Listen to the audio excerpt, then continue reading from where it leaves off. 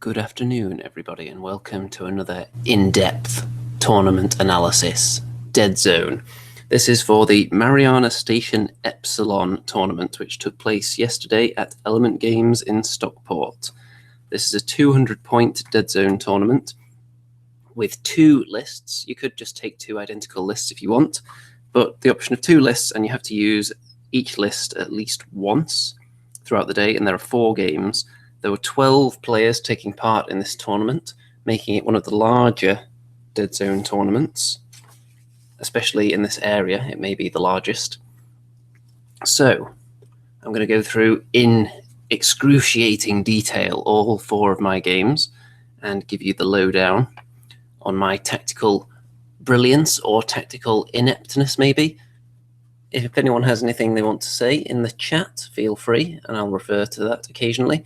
You won't miss out on too much if you're watching the recording of this, though, because my true tactical genius will shine through, even if you're not able to ask me questions and probe my mind live at the time. If you're watching the recording, feel free to leave comments, and I'll reply to those. South Dakota Bob is in the chat. Hello there, who manages to catch a live stream. So, here we go. Let's start, shall we? I'll go through my 2 lists, first of all, I took with me. I went for 2. There are similarities between the lists, but they were chosen for specific reasons, because this list, if we look at this one, this would be list A. 3 murder birds in here. I've never tried murder birds before, just got them painted up in time for this tournament, so they've got to go in there. There is also a Teraton and a Plague Swarm. There are 2 HMGs.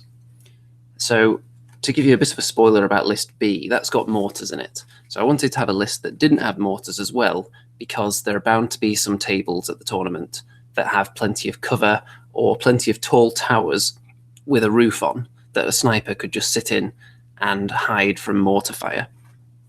So I didn't want that happening, so I wanted 2 lists, one with mortars, one with HMGs, to have a similar effect, because they're not usually designed for killing things. It's more just to disrupt the enemy, the HMGs pinning everything in a cube, and the mortars maybe scattering people into different cubes and also pinning them. So in this one, you can see the 2 HMGs there. There's a stage 2, and I took 2 stage 2s with me, one with his arm sticking out the side of the base, which I'm going to use against shooty lists, and then if someone has 100% close combat, then I would just use the one that's tucked neatly into his base, because he looks funny. He looks pretty sad. Then we've got 4 dogs, 2 zombies, and my stage 3A general is represented by the Dr. Simmons model there. And the extra equipment in this list, one of the HMG specialists has additional ammo, which comes up to 199 points. So just below 200. Then we go on to list B, and this is the mortar list. So this is where there is very little cover on the table, and I just want to bombard the enemy and death from above, basically. So 2 mortars in there, the 4 dogs again, only 1 zombie this time. Stage 2 is still in there. The stage 3 general is still in there as well, at the back. We have 2 Teratons this time, because I'm thinking the mortars are perfect for either knocking people off little ledges that they're sitting on that the Teratons can't access, or just disrupting the enemy, spreading them out so the Teratons can then just teleport in there and cause havoc. 1 murder bird in this list rather than 3. Plague Swarm still in there. The single zombie and 2A there. So those are the lists. And let's go and look at game 1 then, shall we? The missions that were being played were... some of them were from the new book that's not out yet, I believe. So I took my terrain as well. As you can see here, this is my table, which by the look of the draw, I was drawn on in round number 1. So I've got to play on my own table. The first time I've played on it since it's been completed. And my main objective at this tournament was to try and win the Best Terrain Award. If I could win that and actually win a game, because at the previous tournament, if you watched that report, you may recall that I drew all 4 games. And I did go back and do a bit of research, though, because prior to this tournament, I was undefeated in 7 Deadzone tournament games. which isn't a bad record, but when you consider that most of those were draws, it looks slightly less impressive. So it tells you that maybe I was good at building lists that survive and don't give away too many points, but also aren't that great at killing things. So we'll see if that's changed this time, for better or for worse. So the deployment here, you can see on the map, mission The Circus. So there are a few objectives, only worth one, scattered around the centre. And then the deployment, one side deploys in these two and the other side in those two. So diagonally opposite each other for your own forces. And you have to split by model count where you set them up. So it made it very interesting on this board, because the way this would normally be used in most scenarios is one player has each side along there. But the way we're starting in both corners means there's less chance of being able to hide in the underground tunnels, which makes it interesting. And my opponent, using GCPS, has 2 mortars. But he also had striders available to him. And of course, I had to choose my list before I saw which one he chose, and he had to choose his list before he saw which one I chose. So I chose list A, which is the one with 3 murder birds and no mortars. Because I thought, you know what? If I choose the mortar list, he can camp out lots of stuff underground, and there's also tall towers that people can potentially get to and hide in. There's quite a lot of cover on my table. So I thought I'll not use the mortars for this one. I'll just take 3 murder birds, and I'll stick most things in the tunnels. So you can see down here in this corner, which is one of my deployment areas, I've got a murder bird, a dog, and an HMG in that cube. Now, you may think, well, he's got 2 mortars. Why are you out in the open? Well, I made sure that neither of the mortars could see me, first and foremost, which is quite important. There's less chance of them hitting. And should they be unable to shoot this cube, this is going to be quite a fast, annoying little cube here. If I can start springing people out of here early on, the HMG can easily pin one of the mortars if it gets the chance. And the bird is really fast, and the dog is fast as well. So they're deployed quite far forward compared to if they were underground. So they can rush for objectives, or they can just rush for cover in the middle and then dart for the enemy after that. Underneath down here, I've got my general, who is a little bit scared, because typically I want to hide the Plague Stage 3 general from all fire, because I'll say she, because I'm using a female model there. She's not very survivable. And this is a bit scary, having the opponent able to look down both of these tunnels potentially at her. So she's got some dogs there. The murder bird model, that's the hideously gigantic one on a piece of terrain. There's another murder bird there and a dog there. So my strategy on this side is to push down whichever side I feel is most vulnerable. Over here, I can just pop out through this hole if I get the chance. If, for example, I pin the mortars.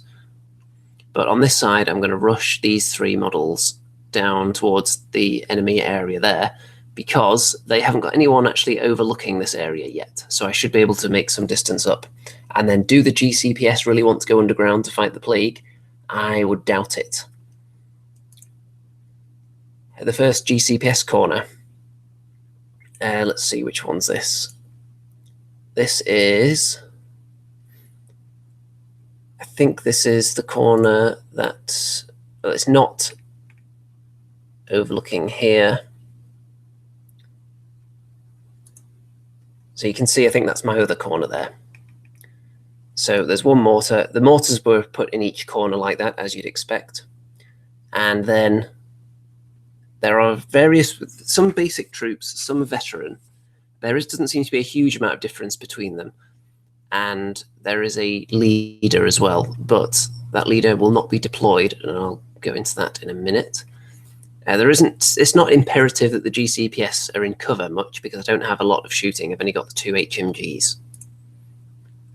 And this is the other corner here. So very similar setup, except this side does have a couple of guys underground as well. I think looking down this way here is where my general is. So these 2 are just kind of waiting for the murder birds and the dogs that are with the general to come up down this way, and waiting to intercept them, because of course they can just pop out and shoot at any time. And then my other corner. So you can see he's got someone underneath there looking down here where I've got the Teraton and an HMG. And I've got my stage 2 there and the zombie. Now, I did deploy the Plague Swarm around here, except I think it must have fallen off where I put it on the table because we found it at some point in turn 1, I think, just like sitting around here. So it's supposed to be in here somewhere. And then his general is able to drop in from the sky and plopped in right here. So that's right on one of the objectives, really high up, which is going to be difficult to reach in theory, but I do have birds and dogs and plague swarms, which are agile, and teleporting Teraton. So it's quite a mobile plague force if I need to reach anyone in tricky spots. Teraton is, of course, on this side as well. But that is a good spot to look down through the hole into the underground tunnel section. So the command dice for turn 1. I have got a move dice, 2 splats, and an extra dice. I probably re-rolled to try and get something else and ended up with 2 splats. Because my splat, it's good. It means I can bring back killed enemy models and turn them into zombies. But am I really going to be killing anything in turn 1? Very slim chance, I would say. So it seems a bit of a waste to have those right now. Extra dice is always kind of useful. And extra move is what I really want, though, because I want to get all that mobility cranked up to 11. And my opponent, who has more command dice than me, has 2 extra activations, which is handy if you're a shooty army and you're going first, because you can, and if you get any shoot dice as well, which he didn't, luckily, but if you've got a shooty army, you can activate 1 model, shoot it, use a shoot dice, shoot again, then activate a second model, shoot. If you've got another shoot dice, shoot again. You can potentially kill 4 models potentially before the enemy's moved at all. A combat dice, which is going to be totally pointless for him. I think his splat is a drone strike, which is kind of a slightly worse version of a mortar. Okay, so first things first, my opponent must have won the recon roll because he's going first. So what does his mortar do immediately? Well, look at that. My gamble did not pay off. Putting those 3 models in a cube above ground seems to have not been wise because the HMG and the dog were immediately killed, and the murder bird was wounded, 2 wounds on it, and it was blown down into the hole. So, wow, that's not the best of starts. So that's 2 victory points for the enemy immediately. Bob Point is in here listening whilst power washing my patio. Yes, hopefully it does ease the pain, this soothing broadcast. Okay, next. So this is a bad start here. There's the casualties to confirm there. And with the extra activation dice, he's going to take a shot with his leader as well from up there. I believe this is the leader. And he shoots down into the tunnel, I think. And I don't think he does anything, though. Maybe he moved, repositioned in the cube. I think he had a shot down there at the Teraton and missed, perhaps. Then I start advancing one of the birds in this direction. There's not much shooting for me to do, so I'm just going to be advancing slowly. He moves in here and picks up some ammo in this crate with one of his guys there. This is where the birds are hiding. There's one you can see right under there, and the wounded one is back here. And down here, it looks like this dog has moved. If it hasn't, then someone must have shot at it. And my HMG pops up, and he's going to shoot at the mortar. So pinning that before it gets a chance to shoot is quite important. And the HMG may get killed as a result of that, but hopefully pinning it for a turn will be enough for me to get my forces in there. And this guy pops out, and he's trying to, I think he kills a zombie that was under here on this side. The dog is still there, though. Or the other way around. Can't remember. Yeah, it was a zombie that was killed. There was a zombie that he had a clear shot on in the tunnel. This is on the side where I've got the Teraton round the corner up there. So dead zombie, no VPs for that, of course. Now, one of my dogs bounds into this cube that had one of his troops in it, eats him, and then I turn it into a zombie. So those splat dice not being wasted after all. Now, when you turn a model into a zombie in this manner, it appears pinned and already activated. So you can't do anything with it right then and there, but it is going to be annoying for him. So there's the casualty.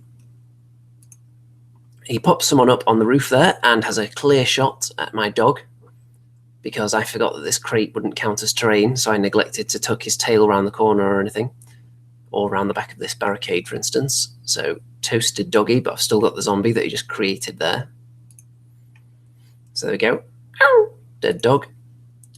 Now on this side, the dogs and the murder birds, or the murder bird, shall I say, down here are still eyeing up that direction. It's going to take them a couple of turns to get there, but when they do get there, I think it's going to be worth it, because he's not got much to deal with them. He's got his mortar in the corner here, and the rest of his guys are above ground at the moment, apart from one or two underneath, having to deal with an assault from two directions. You can see that he kills off the dog as well that was down here. So the stage 2A is just putting his hand behind the wall so he doesn't get clear shot. And you can see, I think the plague swarm is behind him as well. We've finally put it actually on the table. Yeah, there's the zombie dead down here. The murder birds moving the way up. So it's a long-term strategy, this, because obviously they're not doing anything right now. But when they do pop out, they're fast, and it's not going to take them that long. If you look at, they're both speed 2, 3, so they could potentially go 1, 2, 3, and be in there. And then with a move dice, they can actually jump straight up out of the hole, I think. Okay, my Teraton jumps all the way up there with his teleport and takes out the guy who was on the roof. I can't remember whether that was the leader or not. I don't think it was, actually. I think the leader is somewhere down there. I may have said it was the leader before, but I don't think it is, thinking back. And then I used my splat to turn that guy into a zombie as well, which, due to the knockback of being pushed off the roof, he ended up down there. Because I think I did 1 damage and then knocked him back, and then he landed and the fall damage finished him off, so he then turned into a zombie. So that's perfect. Another zombie created, and that's more use out of those splats than I've had in any previous time using the stage 3 general. So there's the dead dude. The injured murder bird pops out of the tunnel, the one that was shot down into the tunnel earlier, and it's just hiding here. So it's limited which models can see it, and no one will be clear-shotting it, certainly. Down here, you can see that I'm trying to angle my stage 2 and the plague swarm so that they're not being clear-shot by this little welcoming committee here. But they should be concerned because there's dogs and murder birds coming the other way as well. So this is where it's all going to happen shortly, when I'm closing in with all this scribbly nonsense. Over here. What's going on? Well, this guy's jumped onto an objective there, so he's going to get some points for that. And my Teraton, I believe, gets shot at probably by this person, perhaps. That's the end of the turn, though, or I may have just been showing that the Teraton was on an objective, so we got at least 1 each at the end of that turn for the objectives. So it's currently 6-4 to me at the end of turn 1. Turn 2, I use my once per game charity extra command dice, which was an optional charitable purchase for the tournament, which I took advantage of, and I've got it here. I thought turn 2 is usually when I would use it with Plague, because that's just about when you're about to get stuck into combat. So I've got a move dice, always nice. Fight dice, it's probably going to be handy this turn. Shoot dice, maybe handy if I can get my HMG in action. And 2 more splats, which, as we've seen, can be quite useful. My opponent has lots of extra dice, extra move, and a splat. No extra activations or extra shoot dice, which is good for me. So the mortar goes first, and it knocks down the Teraton, so he's not going to be teleporting this turn, which is sad, because he's pinned. Then my murder bird, the injured one, jumps up onto here with 2 of his dudes and puts some damage on one of them. Murder birds are pretty tasty in combat. You can see the zombie still lying down there. Then up here, you can see that my HMG has been wounded and knocked down. I believe he was pinned by some kind of fire. Down here, the plague swarm has pounced in there on this dude. I think the other person down in the tunnel has escaped up there. I think it was the leader. Let's see. It may have been that person. That might be the leader, who may have been fleeing the tunnels. Let's see if we can find a picture of who was in the tunnel. There we go. Yeah, I'm not sure. But that person has definitely left. I'm not sure whether they were just eaten, though, or whether they fled of their own accord. There would have been a picture if they'd died, I imagine. So this person's been wounded, and they're not long for this earth, I would say. Well, the plague swarms around. Up here, the zombie moves into this dude. I think this guy popped out to clear shot the Teraton, but didn't do any damage. And then the zombie moved in on him. Didn't kill him, though. The mortar, what does it do? Oh, it finishes off the HMG. I have no more shooting ability left now. See, there he is, toast. And he's moved some of his guys onto the objectives to start scoring. Down here, the dogs move in. They're not able to get into combat yet, but they are just hiding as much as possible, avoiding being clear shot from above, just hugging the wall there. You can see the lovely texture of my terrain table here as well. The Teraton.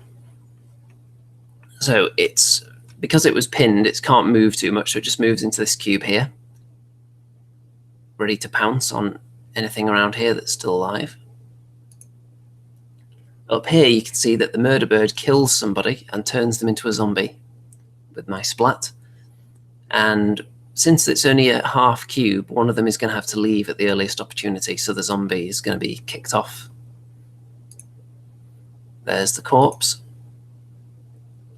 And you can see the zombie is not kicked off yet. I think we forgot to do it immediately, but as soon as I remember to do that, the zombie will get turfed out of this cube because it can't legally stay there right now. So this zombie's hiding. And look at this. So somebody perched up here, one of the GCPS, shot down with a clear shot onto the plague swarm, and I think 2 people may have done that, and they both failed to kill it. So wow, so that's really bad news for the GCPS, and ultimately it's resulted in one of them being turned into a zombie. I can't remember what actually did it though,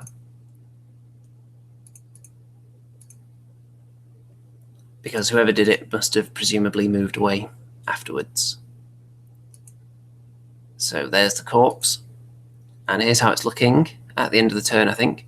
So ignore this thing on the roof, by the way. This is just like a cheerleader or a dreadball coach or something. I should have mentioned that earlier, but ignore that thing.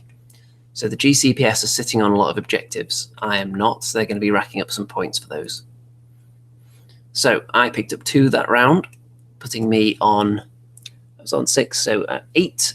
It's 8-8 at this stage, but I'm very confident because all my gribblies are about to get into combat.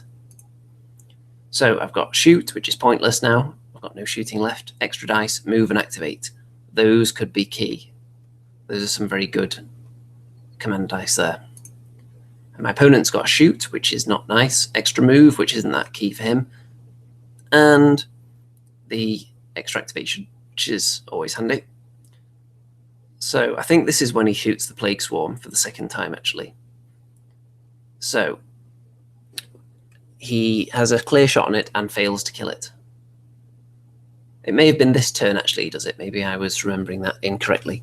So it may just be this guy shot twice with the shoot dice onto him and failed to kill it twice. So, wow. Yep, that's it, because he used a shoot dice there. So 2 open shots failed. The Teraton moves onto this objective because he was still pinned. Or he was pinned again, I think, or no one was within teleport range.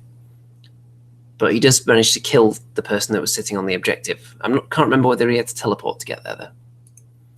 But one of them's dead. So the plague swarm jumps out, munches on somebody that was in here, eats them for dinner, and then uses a move dice to move and attack the mortis after that. So bad news for the GCPS. The plague swarm is running rampant, and failure to kill it is going to come back and bite them. So the corpse pile is getting bigger and bigger for the GCPS at this stage. This guy up here shoots down onto the zombie with a clear shot and fails to kill it. Wow. The murder birds that were in the tunnel underneath, this is the stage of the game where they start coming out to play. Turn 3 is where I expected them to get into the action, and that's what's happened. It's joined in the fight here. I don't think I actually hurt the mortar yet, but it's only a matter of time with these bad boys. The other murder bird flies up. It was down here somewhere. It flies up onto the roof and kills the guy that was up there. So that can sit on the objectives. There's another dead body. And then I think this was the leader. Climbs up there to try and kill the murder bird, but can't do it. The dog bounds into this tower and I believe killed somebody. Yep, there's another corpse. So this is around where the objectives are, I think. They're kind of around the floor of this area. And so someone was perched in there and the dog ate him. And up here, the guy that was fighting the murder bird up there is dead. So the murder bird was now able to jump down and attack the mortar there, which was already wounded. So I think when one of them activated to try and fight the bird killed him, and then when the bird activated, it was able to swoop down and attack the mortar, which it kills. So the GCPS are running out of people. The zombie climbs up, puts a wound on the leader. The Teraton gets pinned again. What a surprise. So at the end of that turn, I picked up 10 points, and my opponent picked up 0 in that turn. So I'm now on 18, and he's on 8. So it's looking like really, really bad news for the GCPS. I just need 2 more points to win, as long as my opponent doesn't rack up 12 in the next turn. So I get lots of movement and an extra activation, which is good. My opponent gets lots of splats, movement, and fight. And the mortar's dead, so that's going to be me up to 20 points. So I'm going to win unless my opponent can kill a ton of stuff right now. So it's all about just trying to get as many points as possible for me at this stage. So there's the dead mortar. The bird and the zombie kill his leader, which is going to get me a bonus tournament point as well, because there's you get 1 point for a loss, 2 points for a draw, 4 points for a win, and a bonus of 1 point if you kill the enemy leader. So it looks like it's going to be a 5-point win for me here. The stage 2, which we hadn't really seen much of in this game, because the plague swarm was hogging all the headlines, but the dog that was up in the tower and the plague swarm that was very slowly following after the plague swarm, the same direction that came from, they jumped in there and killed the guy that was sitting on that objective. And that is everything dead on the GCPS side. So, tabled. And before we go on to game 2, I consult my notebook to tell you the final score, because I did rack up points, of course, for killing things and also sitting on objectives at the end of the turn. So my opponent didn't get any points in turn 4, so the final result was 27-8. If you pass 20 points, then you win, unless your opponent also does, in which case it's a draw. And if turn 5 ends and no one's up to 20 points, it's a draw. So 27-8, hefty margin of victory, and I killed the enemy leader, so that's going to be 5 tournament points for me, and 1 for my opponent for the loss, because he didn't get my leader. So a very good start. The tunnel, it seemed like I was taking some of my units out of the game by putting them down there, but that I didn't feel they were under too much threat, so I was happy for them to be chilling out, walking while it was safe somewhat to get into a prime position to strike, because they're so fast that even when they're underground, they've still got a decent distance they can cover when they pop out. So I took some pictures of the tables because it was lunch at this point. So I think I got a picture of all the forces and the empty tables that didn't have anyone playing on them at that time. So we've got some Asterians here. Very tasty. Some tasty Rebs as well. Can't go wrong with Teratons. I think there is a Rebs force with Z's in. Is it this one? Can't see any Z's in this one. Must be the other. Then we've got Plague. There's lots of Plague. It may look like people have more models than others, but that just means that their 2 strike teams were totally different, probably, so they had to bring a lot of models, whereas some people just change out 1 or 2 things. Some Enforcers. I believe they were the only Enforcers that day. More Plague. You'll see a lot of Plague, because I think half of the armies there were Plague. Marauders. Don't get to face them very often. There's my Plague, of course. And I set up the stage 2s in their iconic consoling position. GCPS that I just faced. More plague. We're seeing more plague striders lately, which is nice. I would like to get one of those at some point. Then we've got some Veermin. I think this was the only Veermin with 2 of the wheelie death machines. And this was just an empty table. And we've got some more Rebs. Yeah, this is the one with the Zs. There's a Z there. Is it the only one? It might be. I like to see a lot of Zs, but you never really do because there's so many other good options in that force. More plague. Now, this is a scary one. 1, 2, 3, 4 teratons. And one of the lists does have 4 teratons in it. So that could be concerning to anyone facing that force. Okay, we're on to mission number 2. Search and destroy. South Dakota Bob says the tables look very nice. Yes, they do. There were some very nice ones. And in fact, I'll just go back and show you which one I voted for in the Best Terrain Award. Because I thought my table was very nice and might have a chance of winning that. Is it this one? It might be this one I voted for. I can't see all of it, but I think it's probably this one. Because it had some very nice, what looks like stencil work on it. And it just looked very, very neat and professional. So I think I voted for this one. It's got like conveyor, not quite conveyor, but like assembly lines with lifter arms and such. It looks very nice. So I voted for this one. And the one I voted for best painted, actually, I'll show you that one as well. It was this one here, the GCPS that I just faced, because I like the look of the snow bases. I think it suits them. So I voted for them for best painted. Or best strike team, because it's not technically best painted. Okay, mission 2. So, objectives. There's a 2 there, a 1 there, and a 1 there. And the deployment is just across the edge. So, very, very straightforward. I am against the Plague. So, I'm obviously on the top table since I won the first game with maximum points. I believe my opponent did as well. So this top table clash between 2 plague forces on this table. So we've got a 2 objective there. There is a 1 up here on a walkway, which is important because certain things won't be able to access it, such as teratons. And there is another 1 which is down here, I think, under the crate, on this cube here. The crate is on the walkway. So looking at the terrain, which list did I want to use? I also had to factor in I didn't want to get into the last game having not used one of my lists yet, because I want to have choices when I'm going into that final game that could be the most crucial one against someone I'm directly competing with in the table. So I thought I'll probably try and use my other list in this game if I can, and I felt it was wise because it's quite open, and I decided to go for the 2 mortar list here because there's not that many places to hide from it.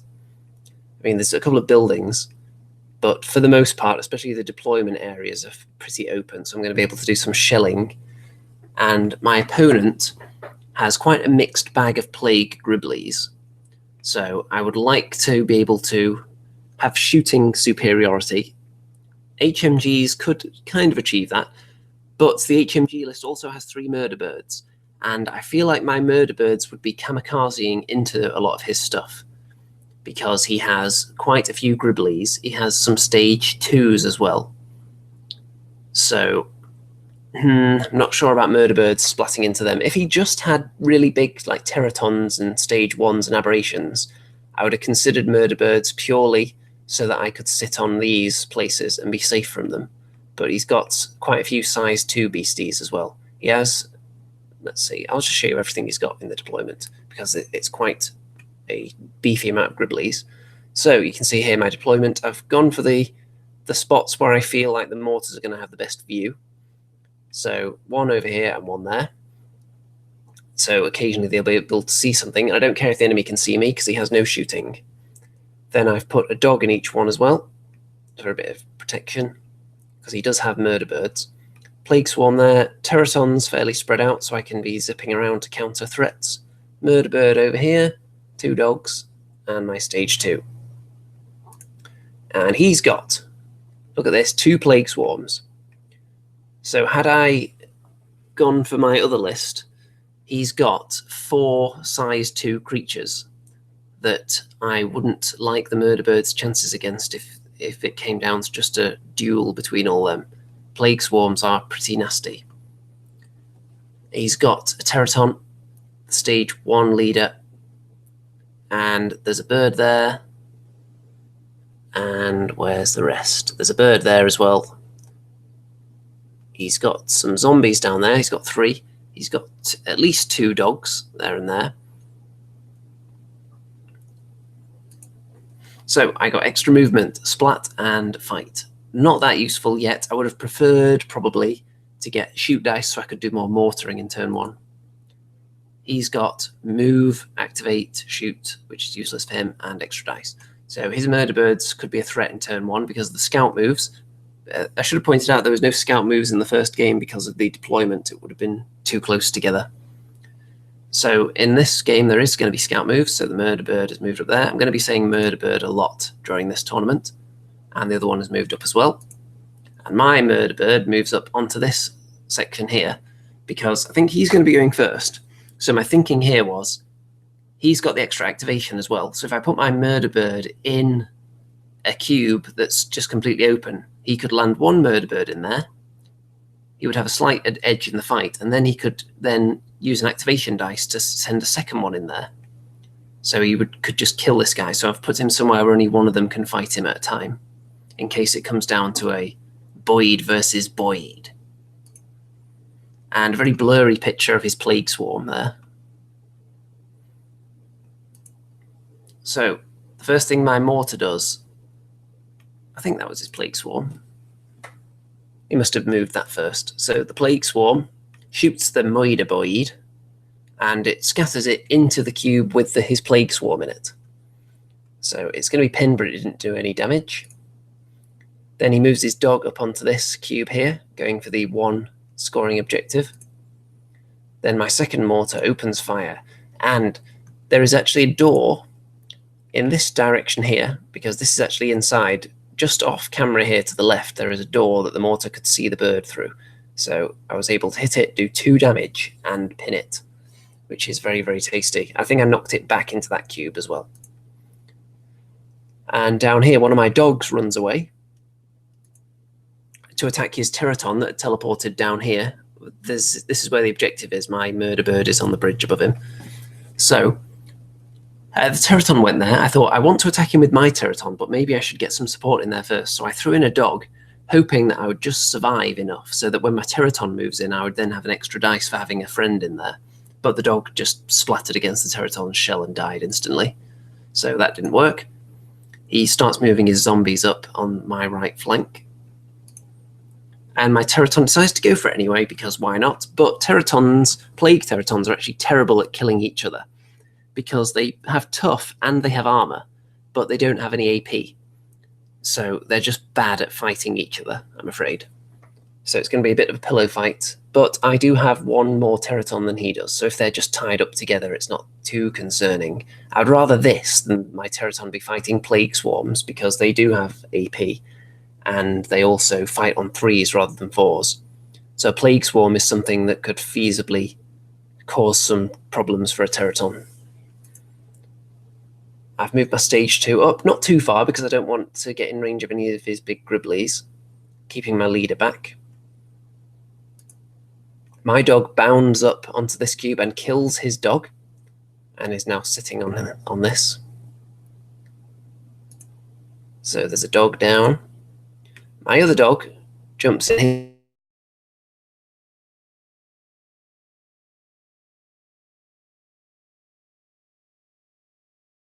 and killed it. Yes, that's right. So my dog's just chowing down on his dogs big time. My Teraton on this flank, on my left-hand side, opens up a crate and finds... Okay, so I'm not sure exactly where it cut off, so I'll just continue where I feel like we got up to. At the end of the turn, we were sat on various objectives. He's sat on the one that's worth 2, I'm sat on the one that's worth 1 there, and the other is contested. So we're both going to be picking up some points there at the end of that turn, meaning that it's now 4-3 to me at the end of turn 1. So going on to turn 2, I am quite satisfied with my command dice here. I've thrown in my once per game charity command dice as well. So I've got activation, move, shoot, and extra dice. He doesn't have any extra move, which I'm pleased about, but he does have extra activation. Okay, first things first, I get to go first, I think. So Mortar. It knocks his murder bird out of that cube. I think possibly before that, his plague swarm attacked my plague swarm, or mine attacked his. One or the other, but they don't do anything. And I knock the murder bird out of that cube there, back one. Over here, you can see that his bird comes into the action here, the one on the large bit of terrain, and jumps into this cube, wounds a dog. And I think I killed something of his in there and turned it into a zombie. That's why there's a zombie that's down right there. So with an extra move dice, my Teraton is able to execute a lovely maneuver. So what he does is, because he's on the other side of this wall here, so he moves around here and attacks this murder bird that's on the ground and kills it, and then uses a move dice to jump into this cube next to it, where he puts 2 damage onto the stage 2, which is very, very nice. So that thing is at death's door. Teraton just cleaning up. But then he does then bound his other stage 2 in there to help out and put some damage on the Teraton. So it's a pretty even fight there now.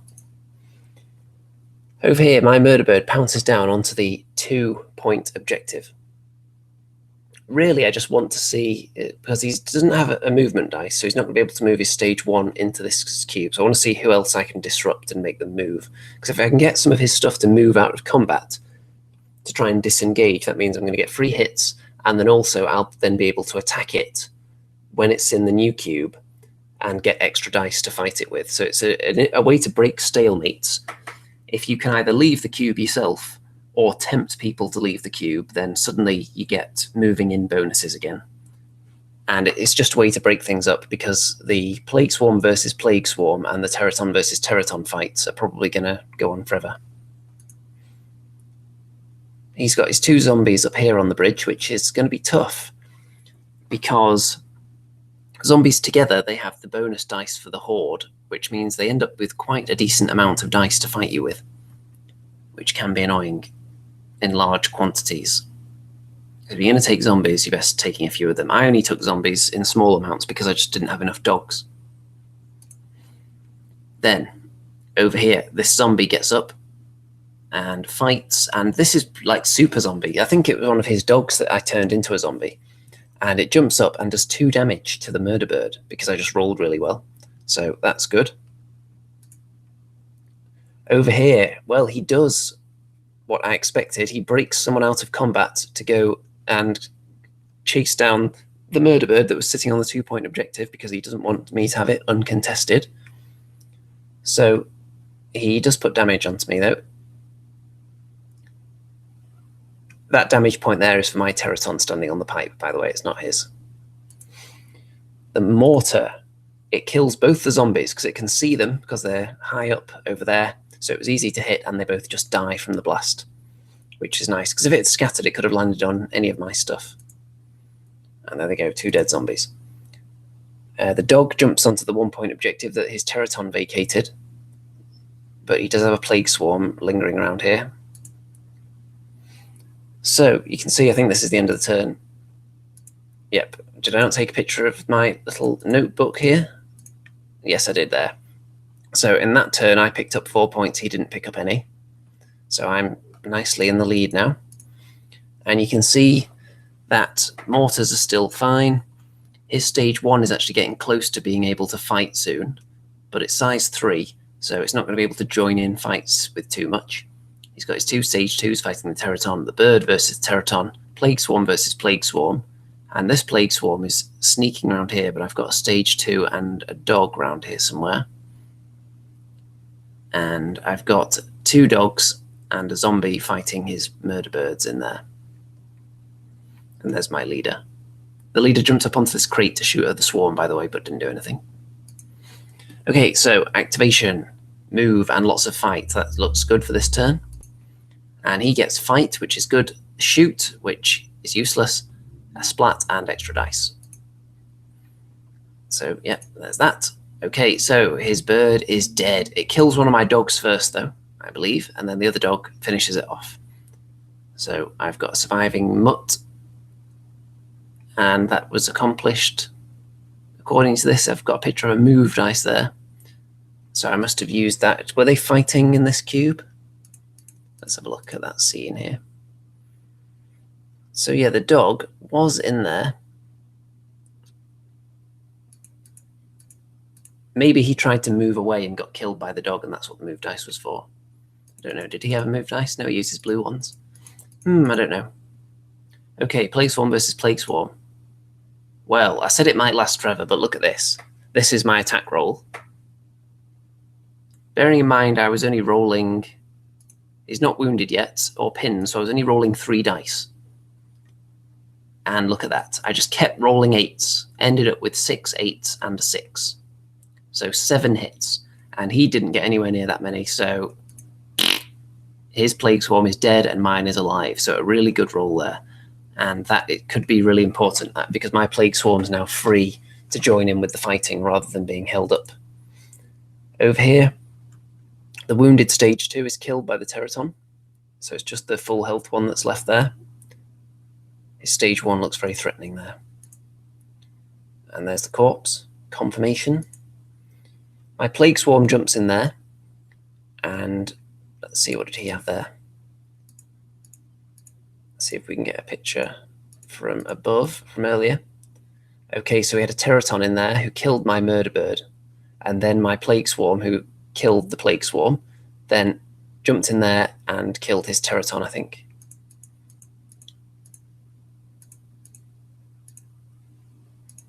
So there he is, sitting in there, and the... Is it a Teraton? His Teraton might have departed, it might have been somebody else. But he jumped in there regardless and made a kill. And, oh, it was this stage 2 actually. He had jumped in there because he didn't want to carry on fighting my Teraton. So he jumped into this cube here from up there, and then the Plague Swarm killed it. Yeah, that's right. Then this stage 2 is just sitting on the 1 point objective. This bird is sitting on the 1 point objective. And the 2 point objective is contested between my Plague Swarm and his stage 1. So I'm picking up some bonus points at the end of that round. You can see his Plague Swarm is down here, and it was pinned by Mortifier. And I thought, if he gets a move dice next turn, he could potentially attack my leader, because he could go 1 and then a move dice 2 into this cube. But you know what I really want to do? I really want to open shot his Plague Swarm with my leader. So I'm going to take the risk and try and shoot it. Fortune favours the bold. Oh wait, no it doesn't. So I didn't manage to kill it, and now my leader's in a bit of a vulnerable position because he's going to be going first. So if he has a move dice, he can attack my leader now. So in that turn though, he only picked up 2, so he's on 5, and I picked up 10. So I'm on 18, so I've nearly won again. Shoot dice, which are alright because I've got the mortars, and fight dice, which are always useful. He gets extra movement and fight, which are good. First things first. Well, his Plague Swarm did kill my leader, unfortunately. Wow, wow, wow. But then my mortar killed the Plague Swarm, so... yeah. Probably not the wisest move on my part, leaving the leader there, but I wanted to take the risk. Okay, his stage 1 leader kills my Plague Swarm, but at this point he has to accomplish a lot to even draw the game, because I'm already going to get to 20 by virtue of killing his Plague Swarm. He kills mine, though. And nothing else really happens, because none of his stuff is really in range to fight. And he doesn't have much else left. So I picked up 5 points in the final turn. He picked up 4. So I win 23-9. That is the second victory of the day. 2 very healthy margins as well in the victory. That's 27-8 and 23-9. So racking up a lot of points. And I'm led to believe that nobody else has won their first 2 games that I'm aware of. Or maybe the first... I'll get back to that later. But I think that some of the other players at the top, or the ones you would expect to be at the top, have drawn a game by this point. So pretty good so far. Now, scenario 3, apparently there was a problem with the printing. By the way, I still haven't seen anything new in the chat, even though we have 6 viewers, so let me know the chat is still active, by the way. Okay, yes, it is active, because there's just been a comment popped up in there.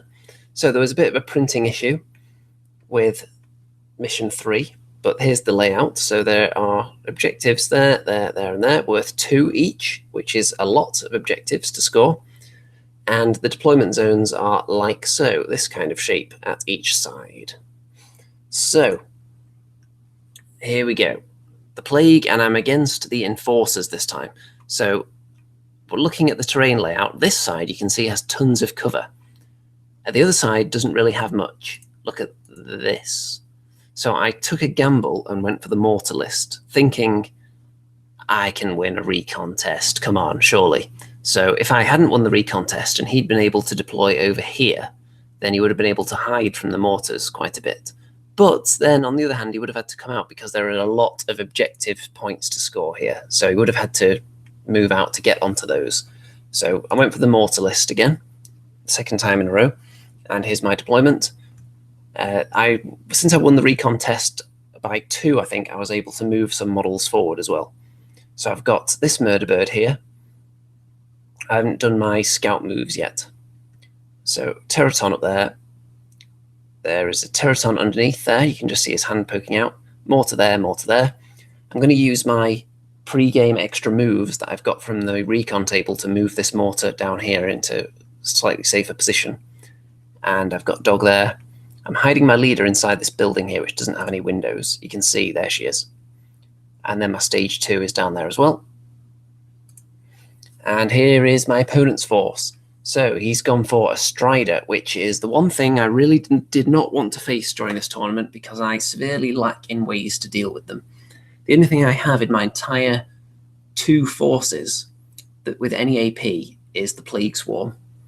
The Plague Swarm has AP2, which means if anything can do the job, then that stands a decent chance, but it's going to be outsized, of course, by the Strider, and it's still a tall order. So that one model, if he kills that, I don't have anything that can really deal with a Strider. Other than that, you can see he's grouped up all his guys into 2 per cube, which you might think, what? He's facing 2 mortars? What madness is this? But you would be wrong to say that, because he's more concerned about that single murder bird that's going to be able to do a scout move and then attack him in turn 1. So he's grouped his guys up together, hoping that'll help him survive the initial murder bird onslaught. So we'll see whether that strategy pays off. But of course, he's in the open, ripe for mortar fire as well. So I've got extra shoot, which is going to be handy probably, extra movement, which is always great for me, and a splat, which may be useful. It depends if I manage to kill anything in turn 1. So he gets some extra activations and extra shoot, which is the dream if you're a shooty army early on in the game, really. So the mortar goes first, because I went first. And with my scout move, I moved the murder bird into this building here so he couldn't see it without moving, because there's a closed off wall around there. So the mortar clears out this cube here because I want to make a space so the murder bird can pounce and either go straight through there into the sniper at the back, who I want to eat, or eat somebody else and then bounce into another cube with a move dice. So I've cleared out that cube there, knocked the guy into this cube, wounded him. This guy jumped up onto the crates and he's going to shoot at my other mortar now. Yep, there. So I'm using this as the pinned token, by the way, and the orange is the activation token because I didn't want to turn the mortar upside down because it looked a bit silly. So the mortar is pinned, so that's not going to be able to shoot. Oh, that's the one that's activated. My mistake. And the dog is pinned as well and wounded. So my murder bird jumps and eats the guy on the crate. There's confirmation of that. He had a burst laser. So he's been eaten. And then the bird uses a move dice to go om nom nom, caca, caca, whatever bird sound effects you prefer, into this cube.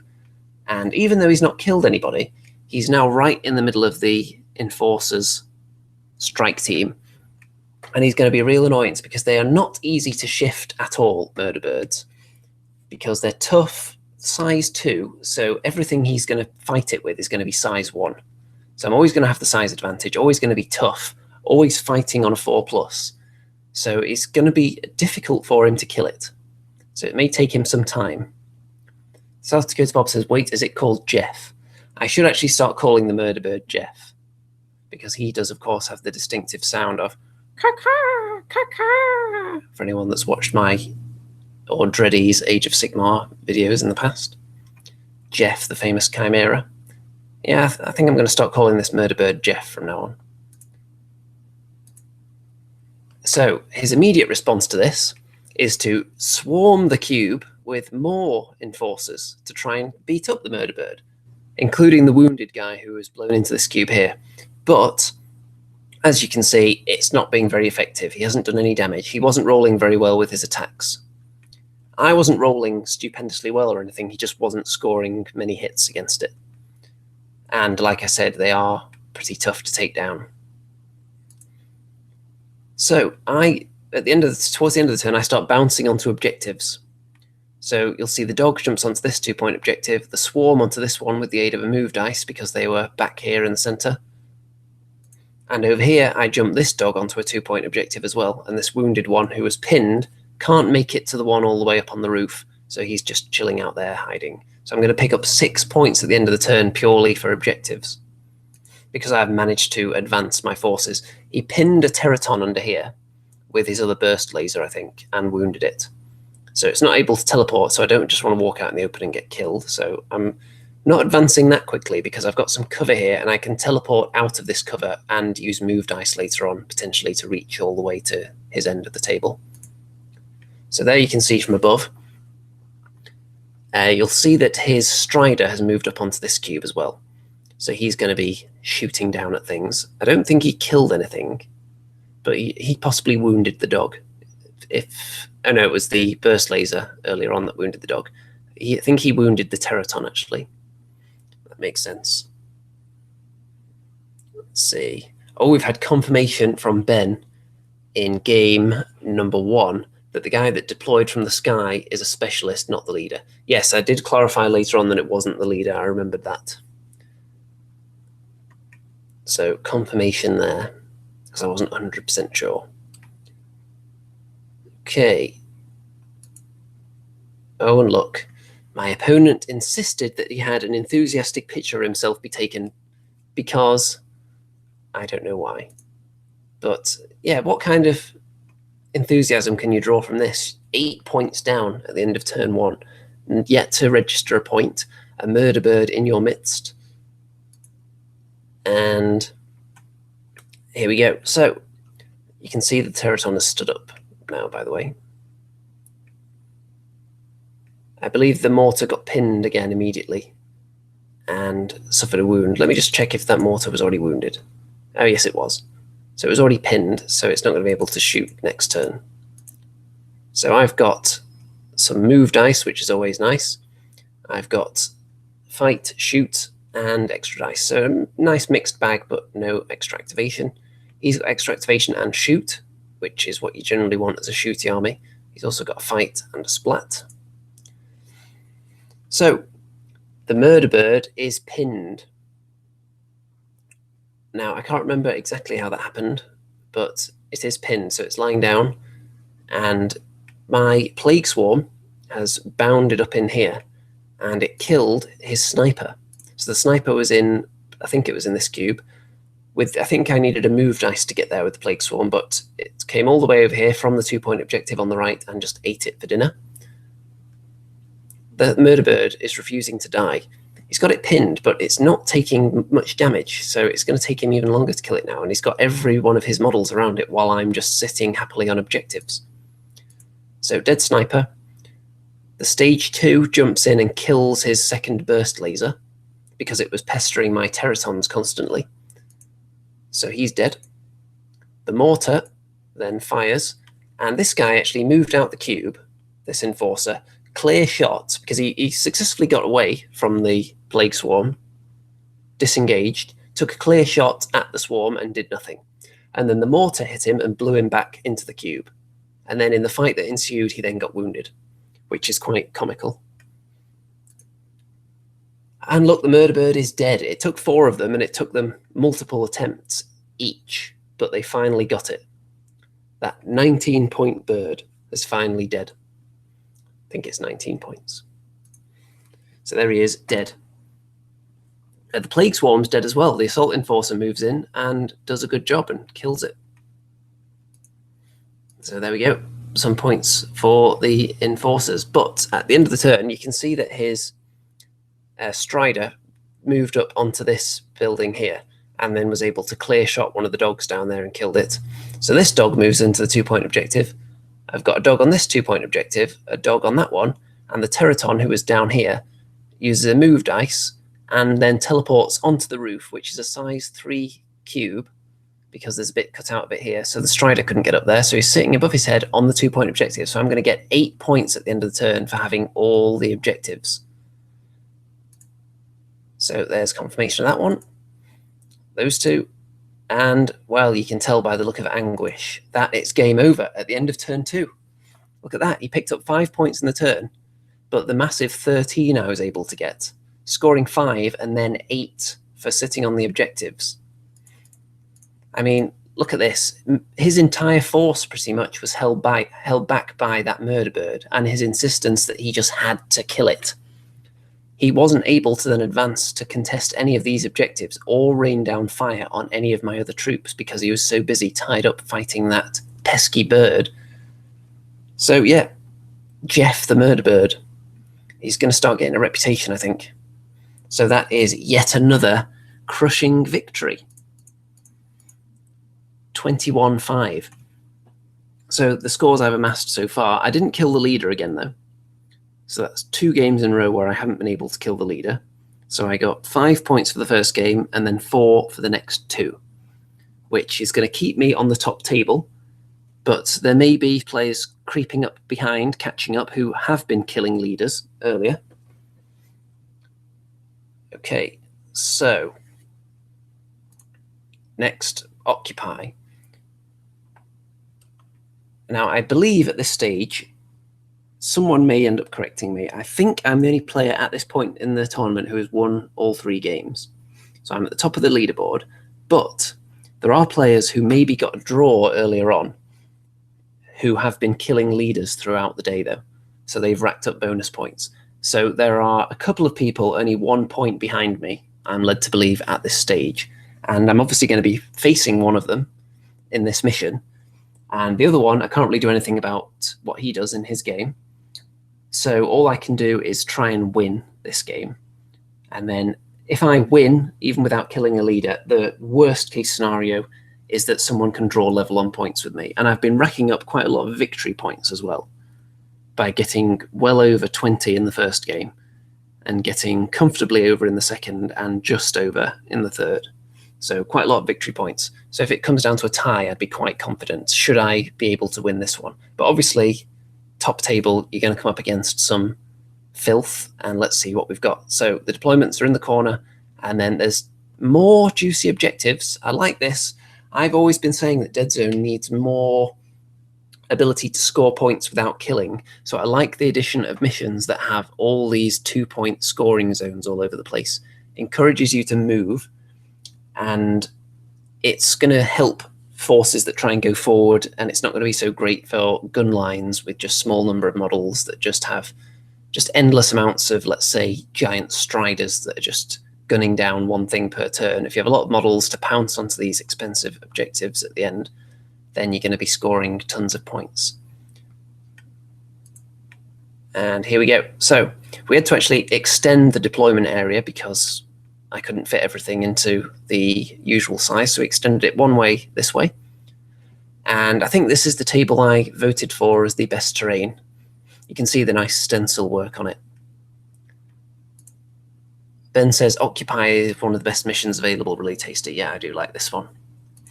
So, for this game, I was deciding, I had the choice of list, of course, because I'd used both of them at least once up to this point, but I decided to go for the mortar list again, because the person I'm facing had the option of taking a list with 4 Teratons.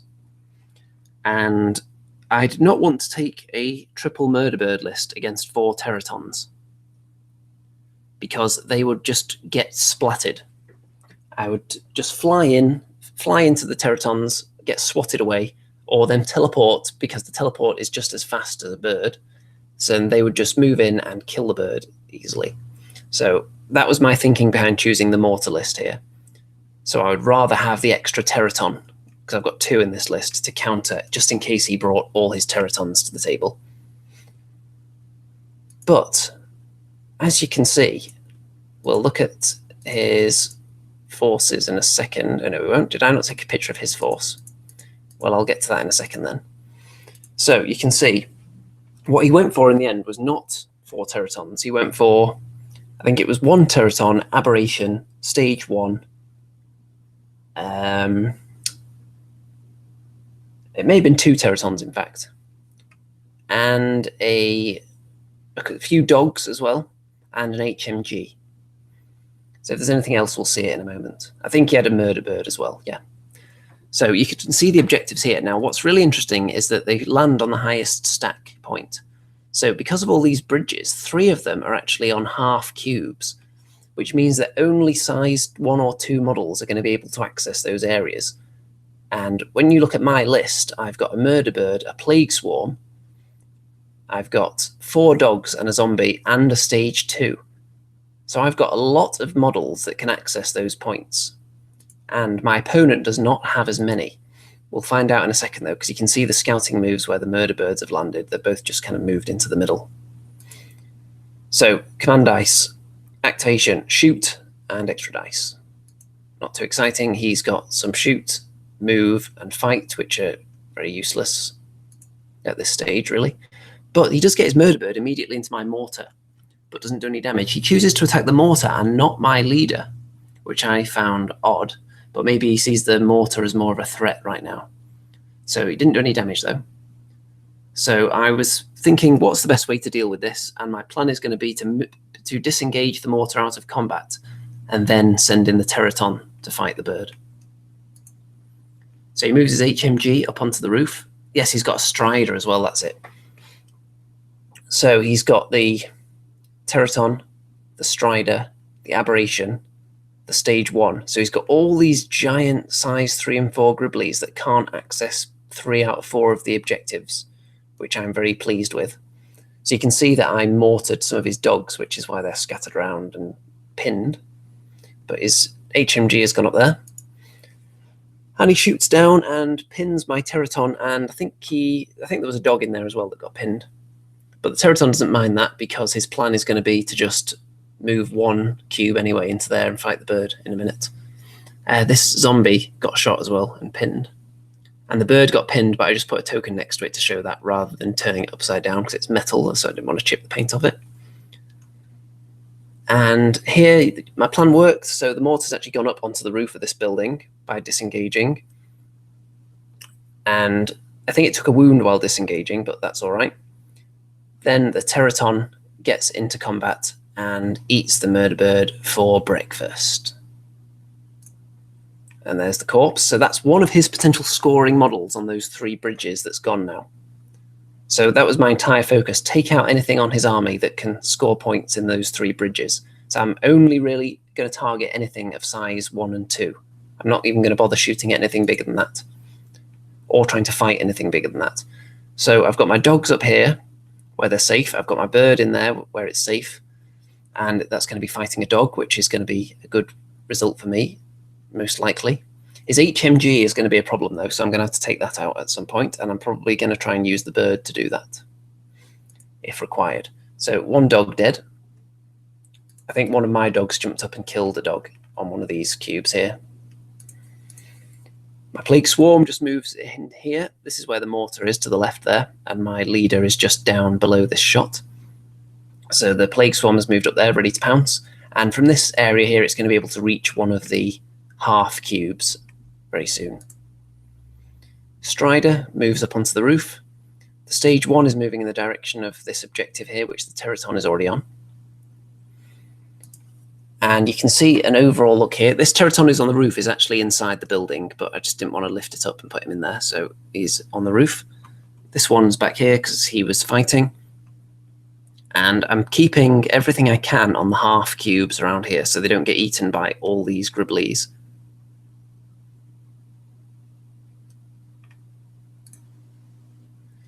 Moving on. So you can see from above who's sitting on what objective. So he's got 1 and I've got 2 at the moment. So we are going to be picking up some points at the end of this round. So he gets 2 and I'm on 7 already, which is very nice. So I've got extra activations, fight and a splat, which is all right. And he's got extra activations, shoot, extra dice, and just 1 fight. So I had my stage 2 under here because I couldn't reach one of the bridges with it yet, and the Teraton was able to kill it before I could move it out of the way. So, oh dear. One of my size 2 models gone, but it's not that big a loss. There he is. My bird disengages and swoops up there and kills the HMG, which may end up costing me the bird because, of course, there's the Strider and all kind of hideous things around here that can climb up there. But I need that HMG gone because that was his only gun. So with his only gun dead, he now can't attack any of my stuff on the half cubes, except with the limited number of models he's got that can actually access those areas.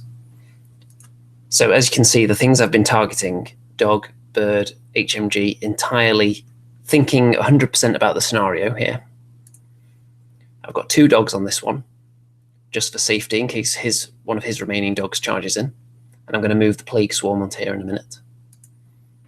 I've killed a dog actually there, because the bird swooped away and then 1 dog moved in, didn't kill it, 2nd dog came in, did kill it. The mortar knocks down his Teraton and puts a wound on it, so I'm going to try and take the opportunity to kill that Teraton with my Teraton now, who's inside the building. Is going to zip out and try and kill it while it's pinned and down, because that's the best time to try and kill it, because like I was saying earlier, Plague Teratons are not the greatest at killing each other. So while I've got the advantage here of moving into combat, pinned and a wound, that's the time to try and do it. So his aberration has moved into there. The stage 1 has gone up onto this cube here. So he's just looking threatening for the most part because he can't access any of these cubes around here. So there's a fight going on here. I've wounded his dog. And my Plague Swarm is just sitting on there. I've got a zombie as well. This is where all the action is. So at the end of that turn, we both picked up some decent points because this one is mine, that one is mine, that one is his, and that one's contested. So I'm picking up slightly more again. So I get another 6, putting me up to 13, and he is now up to 6. So it's not looking good for him at all because he's going to struggle to get me off all these objectives. And he's behind. So I've got activation, fight, splat, and shoot. He's got, if you're wondering why we sometimes have more dice or less dice, it's because of the charity extra command dice once per game, which you choose when to throw in. So he's got fight, moves, activation, and the splat there. So his Strider moves up there and kills the murder bird as expected, but I was happy to take that trade to get rid of his only gun. And there's the corpse as evidence. The aberration manages to get up here. I think he used a move dice and he killed the mortar that was up here. So it's dead. I think we established he couldn't actually end on this cube because it's only a half, so he had to end up there, I believe. Because the mortar was actually there.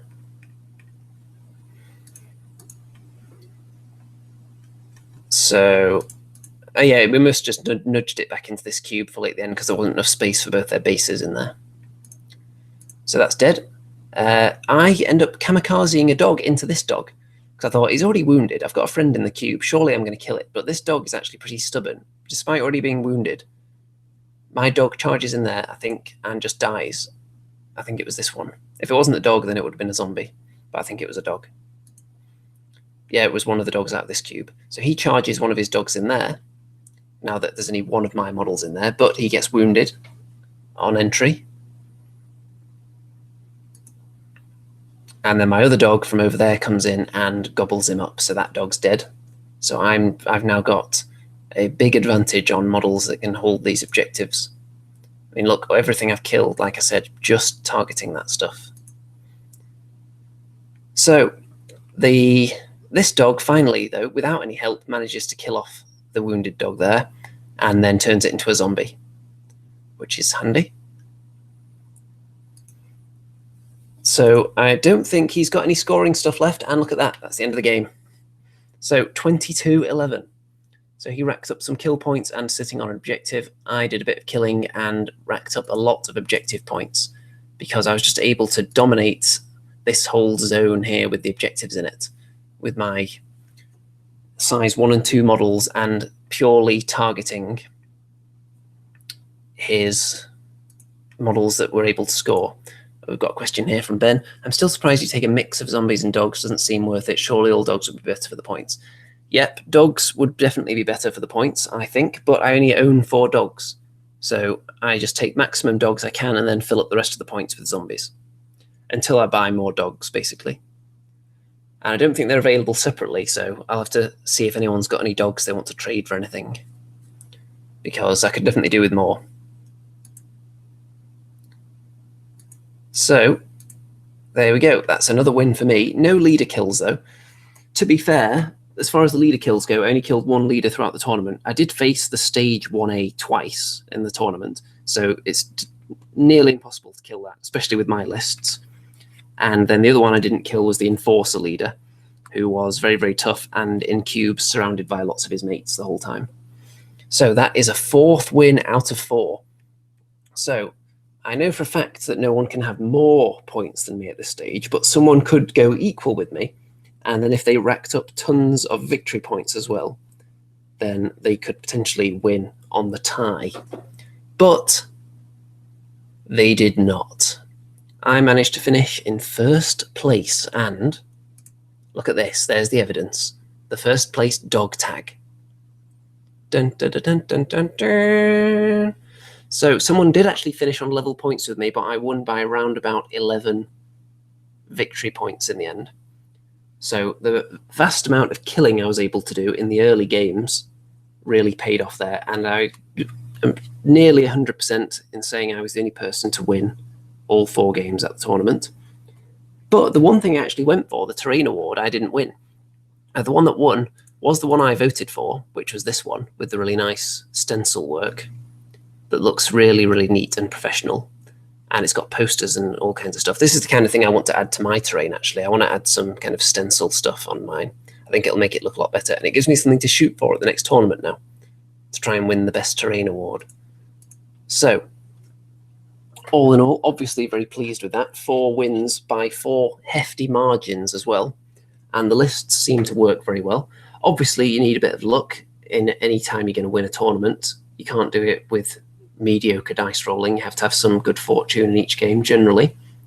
In all the games, there was usually one thing that went really well, which helps. And overall, it wasn't like the most ridiculous dice day ever, but in each game, there was typically one thing that was comically in my favour. For example, in game 1, where the Plague Swarm was clear shot twice and didn't take any damage, and then was able to pop out and join in the killing. How much of an impact that would have had on the game, I don't know, because I still had some other stuff underneath which was going to pop out and fight, but we'll never know. In game 2, there was the Plague Swarm versus Plague Swarm fight, which I rolled a ton of 8s and killed it, which was quite important there. But again, I'm not sure 100% how much the outcome would have changed. It would have definitely made it a lot closer, because the Plague Swarm that he had it won the fight, would have been available to help out in going for some of the objectives of some of my models that were perched in areas that the bigger stuff couldn't get to. In game 3, the Murder Bird surviving an onslaught of attacks from the Enforcers, even though it's not the most ridiculously surprising thing that it survives, because I was talking about how tough they are, but it did survive against the odds a fair bit and held up most of the Enforcer strike team, which allowed me to sit on all those really valuable objectives for the whole game. And by the whole game, I mean the 2 turns it took to win. And then in game 4, I don't think there were any particularly outrageous dice rolls in that game. I think it was mainly just the forces we chose. Mine was more suitable for the scenario, and then I magnified that by only targeting things that he could score with. and just 100% playing for the win, not trying to kill as much as possible, just purely scenario winning, because the objectives were worth so many points that sitting on them was always going to lead to a win. If they were only worth 1 point each, then it would have been a lot closer, and it could have ended up, you could end up with a draw in situations like that, where you're only racking up a small amount of points per turn when they're only worth 1. But when they're worth 2, sitting on multiples of them, that does add up really quick. So that's why I was able to get all those points. And I think his other list in game 4 was the one with the multiple teratons, but he also had lots of stage 2s, or stage 3s, stage 3s with guns, which would have been much better for the scenario. But if he'd taken that list and I'd taken the other list with the murder birds, I would have been able to get the murder birds onto those bridges, and he would have been left shooting at them. And Plague aren't the best at shooting. Shooting at murder birds, it might be difficult to kill them because they are tough, and the Plague, again, not the best at shooting. So it would have been interesting to see that last game played again with our alternate lists, because I don't think either of us took into account the fact that the objectives were on the size, the half cubes, when we chose our list. It just didn't factor in our brains at all. And then my list was slightly more suited to it than his, I think. So that was nice. And look at this, the trophy cabinet is filling up. So I decided to get my relics certificates out a while ago to put in there, since I've actually got that 3rd place trophy from the Kings of War tournament a while ago. So you can see those in the background as well. So this Deadzone tournament is the first tournament I've actually won for around about 3 years, I think. Pretty sure the last one, the date on that says, is that 6th of September 2015, I think?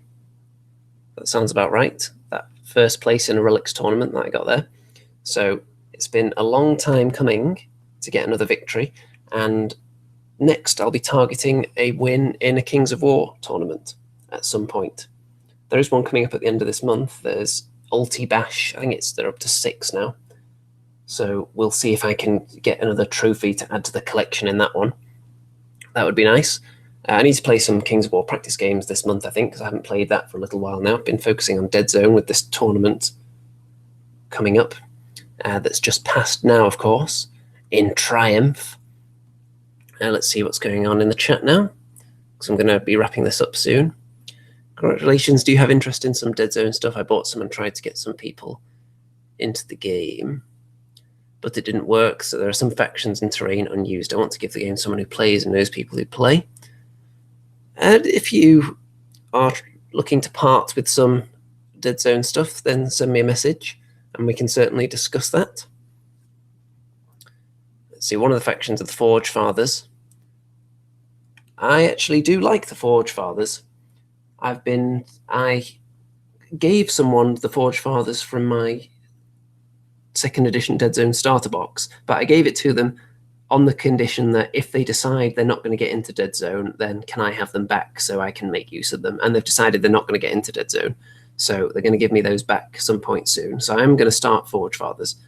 I've got my Rebs coming along nicely. I just need to add a few more things to them. And I want to use them in a tournament at some point as well.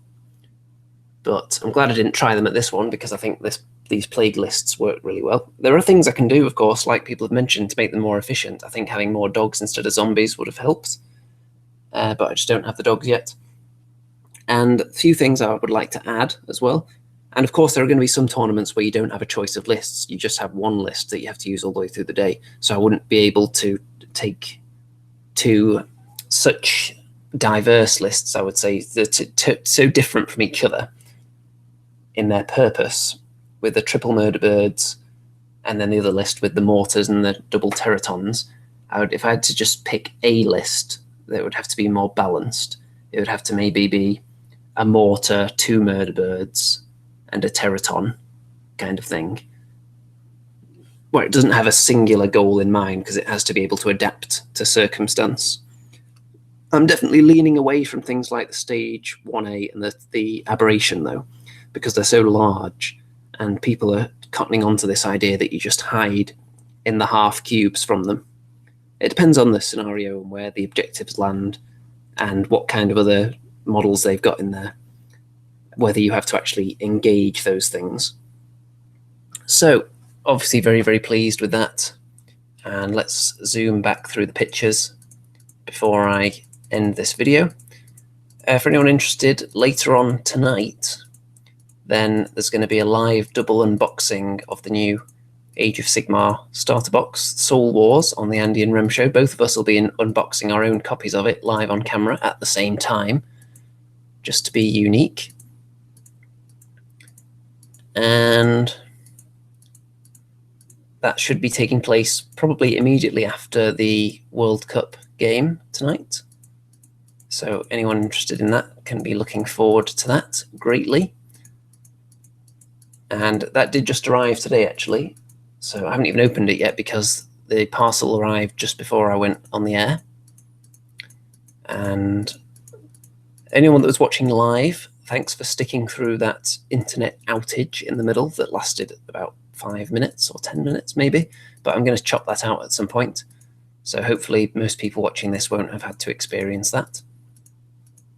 And it is good though, in the old days of live streaming on YouTube, as soon as the internet cut out, that would just end the stream and you would have to start up another one and label it part 2. But times have changed. They've improved that, which is nice. So any comments or suggestions? Anything you want to ask about my lists, any of the lists I faced, any of the games, any of the tables, anything Deadzone related, you can drop it in the permanent comments after the show and I'll reply to all of those.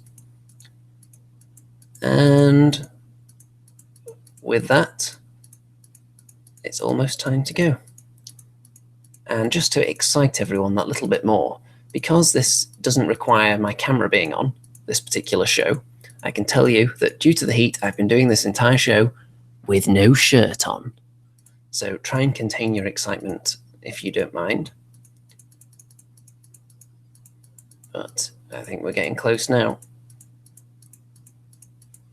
Almost back to the start. Yeah, there we go.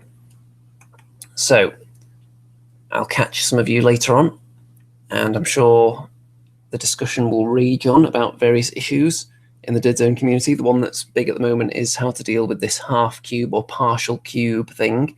Many people say, well, just deal with it, don't take so many size 3 and 4 models. Some people say, no, it's silly. You should be able to swing in there and punch people. You should be able to move into the cube, then move out, or you should just be able to send a size 4 to sit on a tiny little broken corner of something and have him not fall off. So there's a diverse range of opinions on this issue, and we'll see if eventually someone comes up with a slick solution that pleases all parties. But it's tabletop wargaming, so that very rarely happens. South Dakota Bob says, hooray, death to shirts. Yes, shirts are the death of many people at this time of year because it's so damn hot. Okay, wrapping this one up now, folks. Of course, any questions, drop them in there. Oh, in fact, before, it's just one more thing. So the person I voted for the Best Painted Award did actually win it. The person I voted for Best Terrain did actually win it as well. So that's nice. I'm not going to tell you whether the person I voted for Best Sportsman or Best Opponent won it, because that would be breaking the etiquette of keeping that highly confidential. Okay, time to go, folks. Check out all the links in the description, social media shenanigans, and so on. And you can look forward to seeing more Deadzone soon. I'm just waiting for the Deadzone Outbreak book now, which I'm going to look at.